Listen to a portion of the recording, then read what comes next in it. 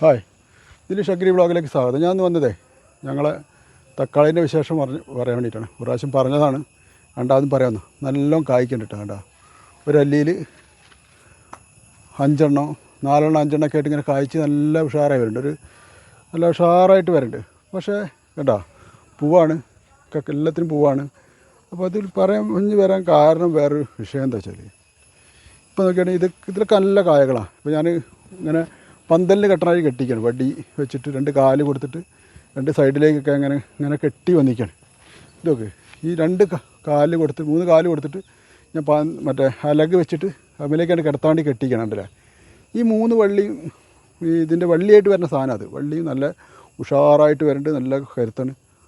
പക്ഷേ ഇതിലൊരു സങ്കടകരമായ കാഴ്ച എന്ന് വെച്ചാൽ, ഒന്ന് കായ്ച്ചു വന്ന ഒരിതാണിത്. അല്ല കായ്ച്ചു വന്നൊരു തക്കാളി ഉണങ്ങി. പിന്നെ നോക്കിയാണ് രണ്ടാമത്തതും ഉണങ്ങി. അല്ലേ രണ്ടാമത്തെ തക്കാളി എല്ലാം കായ്ച്ചു. ഭയങ്കര സങ്കടം അതൊക്കെ കാണുമ്പോൾ. നമുക്ക് അടിയിൽ കണ്ടൊരു കളർ വ്യത്യാസം വരുന്നുണ്ട്. ഈ കളർ വ്യത്യാസമാണ് ഇതിന് വരുന്നത്. അപ്പോൾ അടിയിൽ നിന്ന് വരുന്ന രോഗമാണിത്. കണ്ടില്ലേ, ഇപ്പം 2 കൂടെ ഉണങ്ങി വരിക. ഇതെന്താ രോഗം എന്നോ എന്തിനെക്കൊണ്ടാണ് അത് ഉണങ്ങണമെന്നൊന്നും ഞങ്ങൾക്ക് ഇതിന് ആർക്കൊരു പിടുത്തം കിട്ടില്ല. അപ്പോൾ അത് മണ്ണിൽ നിന്നുള്ള എന്തോ ഒരു പ്രശ്നമായിരിക്കുന്നതാണ് കരുതേണ്ടത്. ചിലപ്പോൾ ചില ആൾക്കാരിന് മഴ പെയ്തിട്ട് ഫസ്റ്റ് മഴയിൽ നിന്ന് വരുന്ന എന്തോ ഒരു അണുബാധേനെ കൊണ്ട് അത് ഉണങ്ങണമെന്ന് പറയുന്നുണ്ട്. മറ്റേ വേര് ചെയ്യണതാന്നൊക്കെ പറയുന്നുണ്ട്. അപ്പോൾ അതൊന്നും നമുക്കിട്ട് കറക്റ്റായിട്ട് പറയാൻ പറ്റില്ല. അപ്പോൾ ഇതിനെപ്പറ്റി അറിയണ ആളുകൾ ഉണ്ടോ നോക്കിയിട്ട് കറുപ്പ് കളർ ഉണ്ടല്ലോ, ഇവിടെ ഒരു കറുപ്പ് കളർ ഉണ്ടല്ലേ. ഇത് നോക്കിയാൽ കാഴ്ച ഇത് കായൻ്റെ അത്ര തക്കാളി ഉണ്ടാകുന്നത് ഉണ്ടല്ലേ.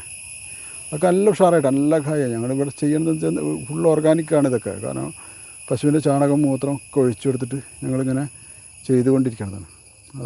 അതിനാണ് ഇതിങ്ങനെ ഒരു പ്രശ്നം വരുന്നത്. ഇതെന്തിനെ കൊണ്ടാണ് വന്നതെന്നില്ല ഞങ്ങൾക്കൊരു പിടുത്തം കിട്ടില്ല. ഇതിനിപ്പോൾ ആരെങ്കിലും എന്തെങ്കിലും അറിയണമൊക്കെ ഉണ്ടെങ്കിലൊക്കെ പറയാനൊക്കെ